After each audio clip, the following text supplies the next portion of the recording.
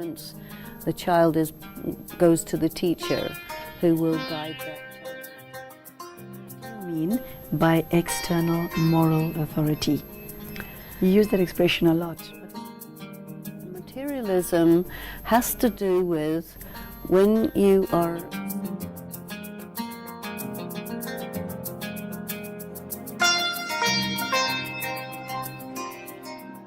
Hello, welcome to the course in Values and Spirituality. This is an episode where we focus on value judgments.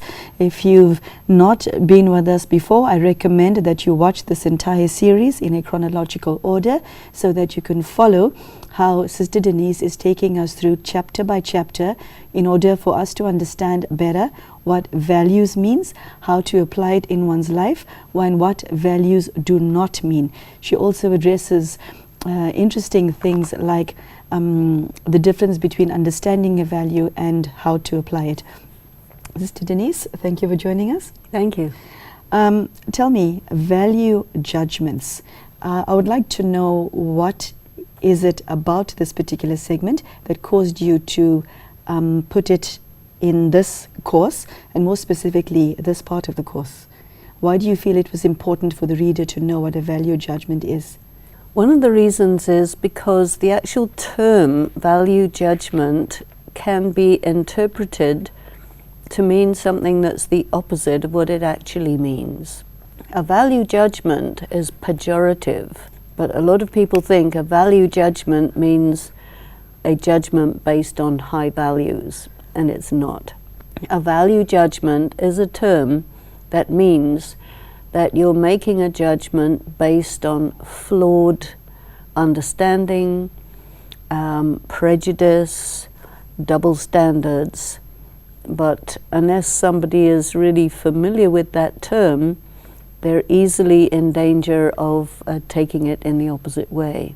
And the second thing is people do not realize to the extent to which their decisions, judgments, evaluations are based on wrong information, false assumptions, and so on. You start off this segment with the following words. People tend to make value judgments as a result of double standards or due to false ego.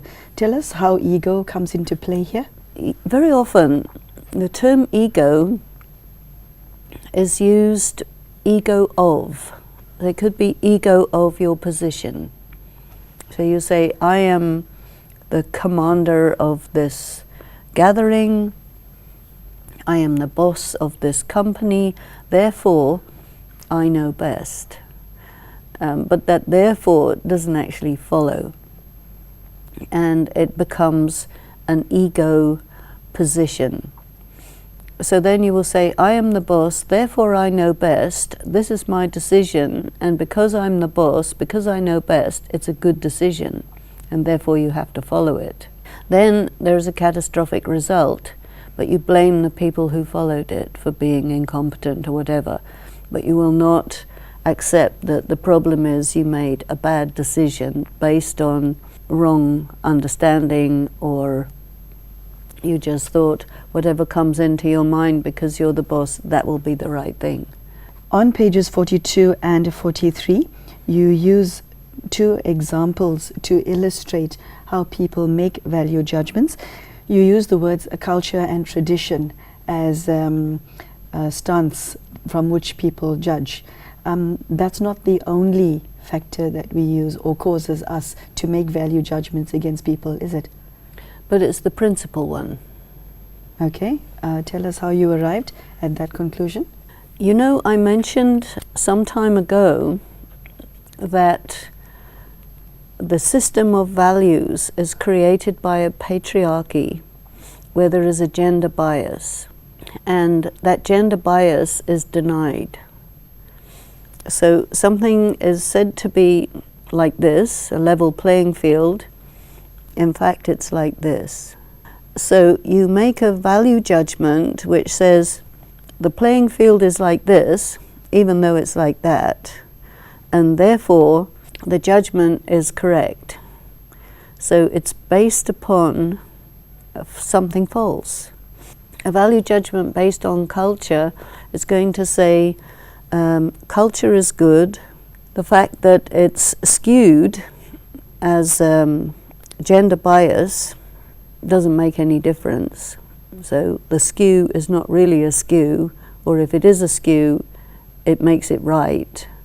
And you see, one of the examples is based on whether the scientific approach is right in comparison with the traditional approach to the environment, say. When you say, this is my position is better than somebody else's position, therefore anything that that other person says will be wrong because their position is by definition inferior. That may not be, but the attitude is that it is, and that's what makes it a value judgment based on culture.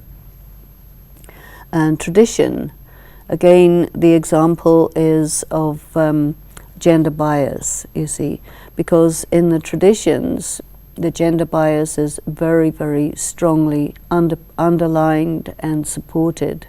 And the tradition is that the girl belongs to her father, her husband, her son, and therefore she has no choice but to obey what they say. Their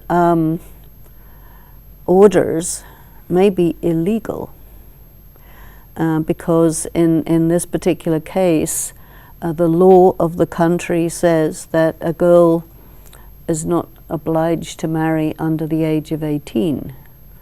And if she refuses to marry under the age of 18, the people who are not interested in the law, but they're interested in upholding the tradition, they may perpetrate a crime against her, a crime of violence, to force her to do something that's already illegal, you see, because they believe that they're right. That's a value judgment, you see. You mentioned patriarchy in your answer just now, but I would like to take you and the viewer through this paragraph because I think it's important for purposes of this discussion. You say on page 43, patriarchy is in fact a tradition that over time has acquired the status of a value. Forgetting the role of being responsible protectors of women, men gradually found that they could abuse their power. Mm-hmm. I'd like more details on this, please. When a person is motivated from the inside by the voice of conscience and they're in a position of power, there's an internal mechanism not to abuse the power. But when conscience has been gone against a lot and shut down, then it's replaced by, I have nothing to stop me abusing my power, therefore I will. With the idea that the restraints have to come from the outside, and if they're not there, then anything goes. What I'm saying in this course is, it is a fallacy to say to yourself or to anyone else that if the external constraints are not there, that makes it okay. The external constraints may or may not be there, but if the internal constraints are not there, then you're lost, you see. So I'm talking a great deal about the higher value of your motivations. And your motivations, you see, are connected with what I call the original condition of the self as a soul. Purity, peace, power, love, bliss. So anything you do which is coming from that place of being will correspond to the voice of conscience, will correspond to what God stands for. Now, if you say, you put patriarchy and the absence of external constraints as the reality, the highest reality, and you disregard the importance of conscience and all of this, then you're operating on a very gross level. Abusing power becomes something that makes you look good. And so you see how everything is really, you can say, turned upside down as a result of the ideas on morality being applied through the historical process until they become the opposite. At the end of page 43, it reads, desire for power and justifying an act of violence in the name of patriarchy turns the tradition into an anti-value. Please tell the viewer what an anti-value is. An anti-value is something that is held to be in high esteem, a high value, something very positive. But when it's an anti-value, it means whatever the extent to which it's considered positive, to that extent it's actually negative. Give us a practical example of this. Well, this is a practical example of it. When you're motivated by desire for power, you will use the patriarchy to justify an act of violence that results in you maintaining, sustaining, or achieving more power. That's an anti-value. Explain what this entire sentence means, taking into account the law of karma. If you have a desire for power, it means you're weak. You are referring to external power, aren't you? External, internal, any kind of power, if you have a desire for it, it means you don't have it. That is obvious, yet not. I know, but it's good to say it like it is and really spell it out. Someone who is motivated by a desire for power or lust for power is another expression you can use, that you want that thing at any cost. And the cost of your desire for power is that you will perform negative karma, and the result will be that you will get less power than you had in the first place, plus you have to pay some sort of fine for it. So the law of karma is merciless in this situation. On page 44, you say, it is important to recognize that a value judgment occurs when a tradition or temporal value is given priority over universal values. That was quite thought-provoking. So it's actually, what you were doing here is you bringing in what you said in the previous chapter as to where your priorities lie and where they should lie.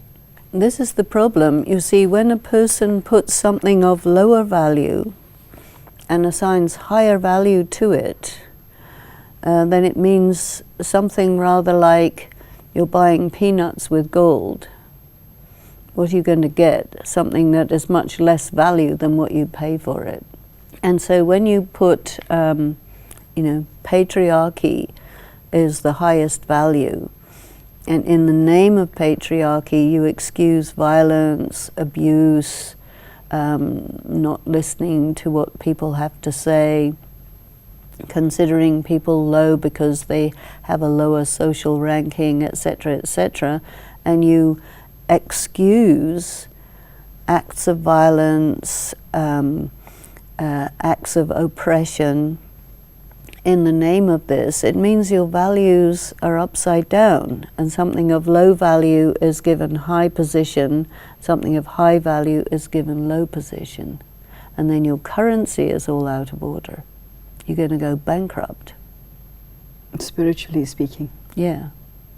I didn't realize the impact of making a value judgment was that wide-reaching, far-reaching. Yes. You see, if a person in power abuses their power, then they're not going to be able to hold on to their power very long. It's going to slip away from them, and then they're going to find themselves in a weak position, in debt. So the machinery of the law of karma will cause them to have to pay a very heavy price, and there's nothing anybody can do about it. And so the idea of learning these things is to give people a caveat, do not abuse power, because you will have to pay for it, and you'll have to pay a very heavy price for something that you think is very important, but it's not that important, not that valuable.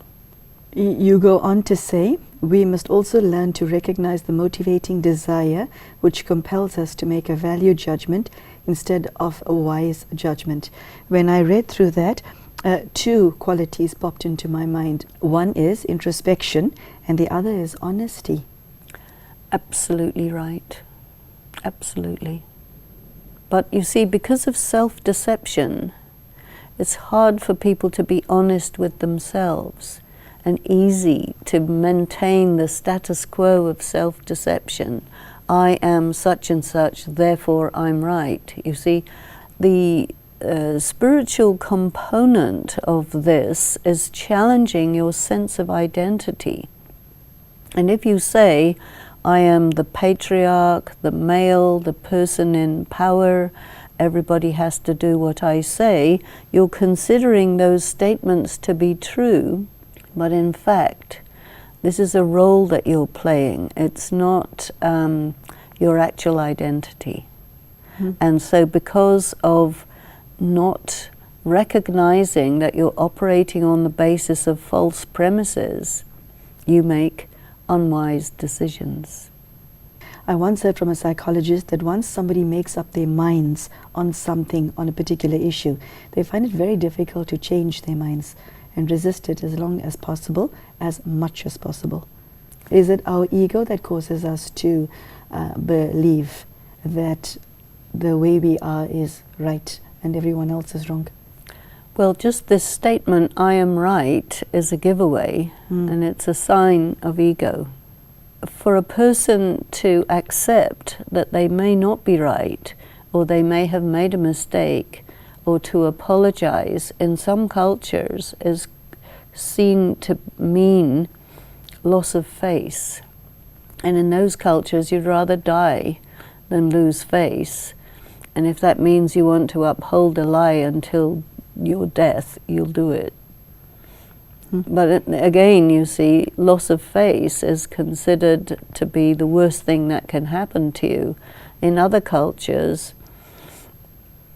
to apologize for making a mistake is considered normal, and they don't worry about loss of face. So there's a cultural issue here. The note in which you end this chapter reads as follows: if you make a general and conscious rule always to place universal values above temporal values, you will be better able to make wise judgments and less likely to commit negative acts. I think that's very true. Yeah, it struck me that such a person is very wise and who's always conscious of not creating any more of a karmic burden on his shoulders. Well, this is very wise, because a person with a lot of ego will place maintaining their ego as a higher value than accumulating a burden of karma. And that is really unintelligent. Because just if you put it in mathematical terms, that a weight of, 500 kilos is less than a weight of 2 kilos. Well, obviously it's not. It's greater than. What strikes me as odd is that on one level we are aware that there's something wrong, but on the other hand we refuse to see. When I was going through this, the idiom that came to mind is none is so blind as the one who refuses to see. Yes, of course. And the refusal to see is denial, and denial is an attribute of ego. Now, Sister Denise, when it comes to value judgments, I'd like you to take us again through what the caveat is, because we all make the mistake of doing this on a daily basis. I really enjoyed what you said in a previous episode of you only have jurisdiction over yourself. Let's take the example of racism. There are some parts of the world, many parts of the world, where racist attitudes are considered to be correct. And therefore there is a hierarchy of privilege and underprivilege depending on your racial profile. Now, if a person commits a crime against a person of color and they are in the dominant white male race, the society will condone that. And the person who is the victim of the crime has no recourse, because the setup of the society, the law and everything is stacked against, you see. And this is because of this tacit agreement that a human of one color is fundamentally more valuable, more right, more trustworthy than a human being of another color. And so your definition of a human being is something that you have created, but which is not actually correct. But the law of karma doesn't care what you think. It just operates blindly. Like they say, justice is blind. It's the same idea. And so it will come around. It will come and pay for, you will have to pay for it. So everything equalizes in the end, but in the meantime, you're accumulating a lot of debt, and that debt is only able to be cancelled through suffering, and so you will suffer. And why would you create suffering for yourself? So we have to make people aware that all you're doing is you're creating suffering for yourself. You're not doing anything else. What I sense is that there is a inability to look at one's own weaknesses and say to yourself, I have this weakness of being judgmental about others. When a person is spiritually weak, there's much greater ego, much greater denial, and your inability is, put it in another words, you do not have the power to face. And you cannot get the power to face unless you get humiliated. And you get humiliated when the karma comes around and things go against you really badly. That will take out your ego and it'll be painful. Yeah, so that brings us to the end of today's segment. Can you give the viewer the starting point as far as changing this way of being is concerned? I think I have to keep referring back to listening to the voice of conscience. But what I'm also reminded of is a phrase that, you know, when you act in an egotistical way and you give a lot of sorrow, the saying goes that you will die in sorrow. And well, hold on. If you continue to act where you give sorrow, the return of that is when you die, you will die in sorrow. That's right. Oh, I could make a bumper sticker out of that one. It's... Now, dying, people are very afraid of dying. And one of the reasons they're afraid of dying is because they don't want to die in pain and sorrow. But your karma will catch up with you at the time of your death. And so instead of dying with dignity or whatever, you die in a really bad way. Do you want to do that to yourself? Do you really want to do that? So thank you, Sister Denise. That has been a riveting and at some points a nail-biting half an hour. Sister Denise has shared her thoughts about value judgments. This is not something that we generally think of, but I would invite you to listen to today's episode again, if you need to, and ask yourself, where do you stand as far as your value judgments are concerned? Again, Sister Denise reminded us about the importance of listening to one's conscience, and I really like the idea of self-introspection and asking yourself about not just my behavior, but the consequences of what I'm about to do and how it will impact me and my life in future. That is the conduct of a very wise person. So thank you, Sister Denise. Thank you. And thank you for joining us. I hope to see you again for the next episode. Take care. Goodbye.